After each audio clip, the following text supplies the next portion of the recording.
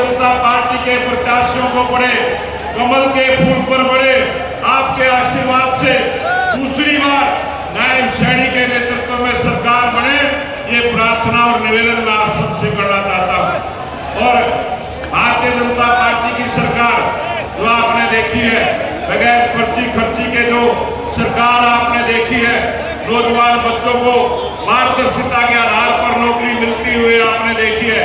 ऐसा नेतृत्व, ऐसे नेता हमारे बीच में उपस्थित हैं और उसी कदमों पर चलते हुए नायब सिंह सैनी को जो जिम्मेवारी मिली है, जो बहनों को 2100 रुपए देने की बात हमने अपने संकल्प पत्र में कही है, जैसे ही आपके आशीर्वाद से 8 तारीख को हरियाणा प्रदेश में सरकार बनेगी, आपके आशीर्वाद से प्रत्येक बहन के खाते में 2100 रुपए देने का काम नायब सैनी की सरकार करेगी।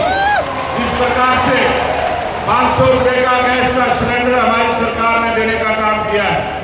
जैसे ही सरकार बनेगी, सभी मेरी बहनें, हमारी बेटियां जो कॉलेज में पढ़ने जाती है, सभी को स्कूटरी देने का काम नायब सैनी की सरकार करेगी। और इस प्रकार से जो नौजवान भाई आज नौकरी की उम्मीद में बैठे हैं, ऐसे नौजवान बच्चों को 2 लाख नौकरी पारदर्शिता के आधार पर देने का काम नायब सैनी की सरकार करेगी।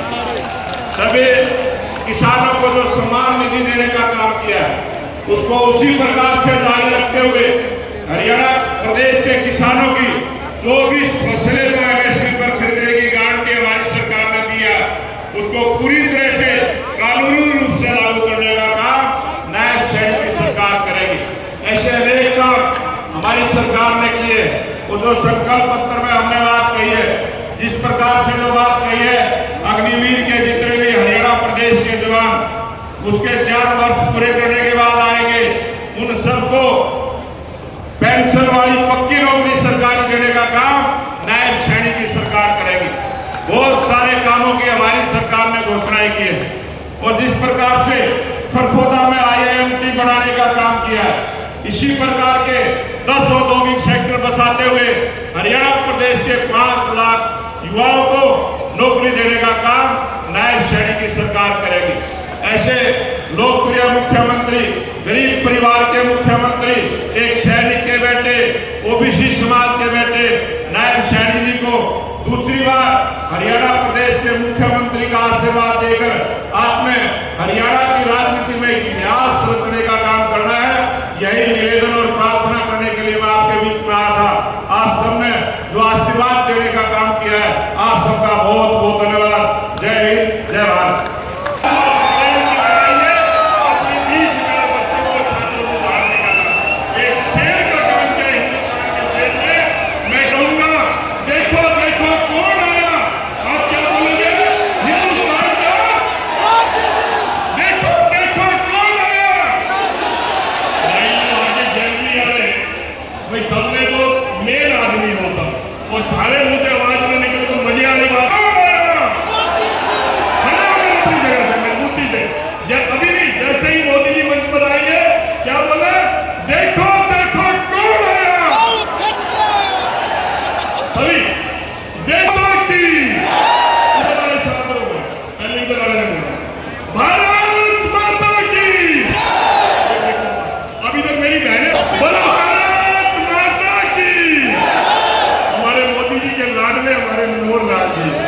स्वागत करता हूं, जिन्होंने अपने हाथ से तराशे हुए कार्यकर्ता को इस प्रदेश का मुखिया बनाया, वैसे भाई नायब सैनी को बनाया, उनका बहुत बहुत धन्यवाद।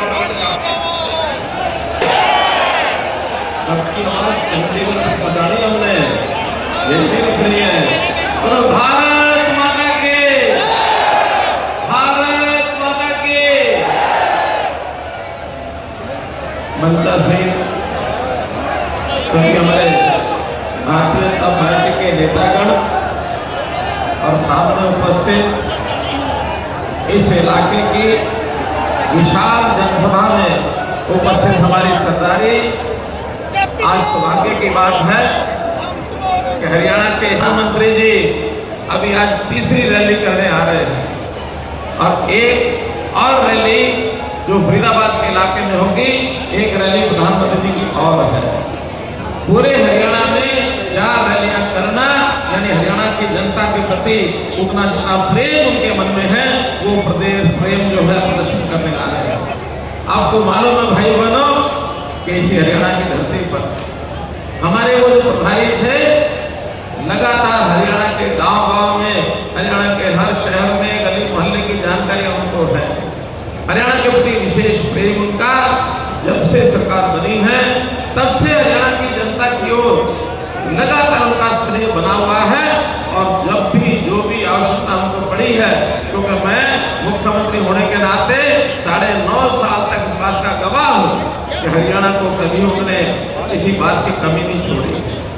और मैं इस बात को इसलिए भी कह रहा हूँ भाइयों बहनों, ये इस बार हरियाणा एक नया रिकॉर्ड स्थापित करने जा रहा है। हरियाणा में नया रिकॉर्ड, क्योंकि अभी तक के कार्यकाल में अगर 2 बार किसी की सरकार बनी है तो एक बार कांग्रेस ने बनाई, एक बार आपने भारतीय जनता पार्टी की सरकार बनाई। और इस बार तीसरी बार सरकार बनने के बाद भारतीय जनता पार्टी का एक नया रिकॉर्ड आप लोग स्थापित करने जा रहे हैं, इतिहास गढ़ने जा रहे हैं भाई। और उसके संकेत हमको मिलने बहुत पहले शुरू हो गए, लगभग 2 महीने पहले। 2 महीने पहले कांग्रेस ने अपनी कमजोरी दिखाते हुए और दूसरी इंडी गठबंधन की पार्टियों को कहा आओ हमसे हाथ मिला लो, लेकिन किसी ने अपना हाथ आगे नहीं बढ़ाया। क्यों नहीं बढ़ाया? उन्होंने कहा कि डूबना ही होगा तो अकेले डूबेंगे, तुम्हारे साथ क्यों डूबेंगे। कांग्रेस ने नारा दिया हम तो डूबेंगे सनम, तुम्हें साथ लेके डूबेंगे, लेकिन उनके साथ भाइयों बहनों, ये उनकी कमजोरी को प्रदर्शित करता है। हमने डंके की चोट से, हमारे गृह मंत्री जी आए थे, वो कह गए थे कि हमारे इस चुनाव में हमारे मुख्यमंत्री पूर्व में नाम तय है, भाई नायब सिंह सैनी इस प्रदेश के अगले मुख्यमंत्री होंगे।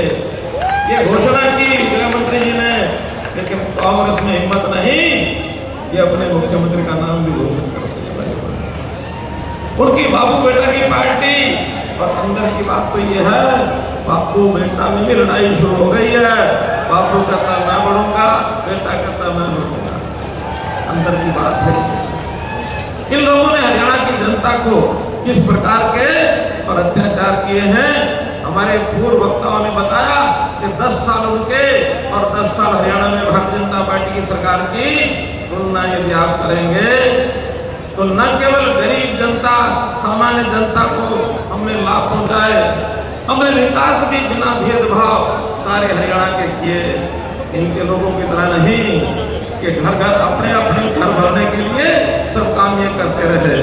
और इससे भी बड़ी बात, शासन में कई बार ये होता है कि प्रशासनिक अधिकारी, प्रशासनिक कर्मचारी वो भी इनके नाचने गाने पर नाचते हैं। हमारे अधिकारियों का, कर्मचारियों का व्यवहार भी हमने बदला कि बिना भेदभाव के जनता के, गरीब आदमी को कैसे आपने लाभ पहुंचाना है। भाई बहनों, हमने नए रिकॉर्ड स्थापित किए हैं। मैं आपको अगली बात बताता हूं, इतिहास आप लोगों के सामने है। हरियाणा, हमारे हरियाणा की आयु 58 साल हो गई है। मित्रों, 58 साल में यदि 2 साल छोड़ दे, 56 साल का इतिहास है कि जो पार्टी केंद्र में जिस पार्टी की सरकार होती है उसी पार्टी की सरकार हरियाणा में भी बनती है, उसी पार्टी की बनती है। 2004-2009 केंद्र में मनमोहन सिंह जी की कांग्रेस सरकार थी, हरियाणा में भी हुड्डा जी की कांग्रेस सरकार थी। 2014 में केंद्र में किसकी सरकार बनी? जोर से बोलो, किसकी सरकार बनी? भाजपा की, नरेंद्र मोदी जी की सरकार। हरियाणा में किसकी बनी? हरियाणा में किसकी बनी? भारतीय जनता पार्टी की सरकार। 2019 में केंद्र में नरेंद्र मोदी जी की भाजपा सरकार, हरियाणा में भी भाजपा सरकार।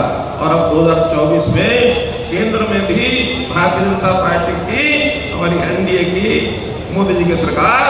तो हरियाणा में भाइयों बहनों निश्चित रूप से हरियाणा में भारतीय जनता पार्टी की सरकार जनता बनाएगी, ऐसा हमारा सबका विश्वास। आदरणीय मोदी जी बना रहे हैं। बहुत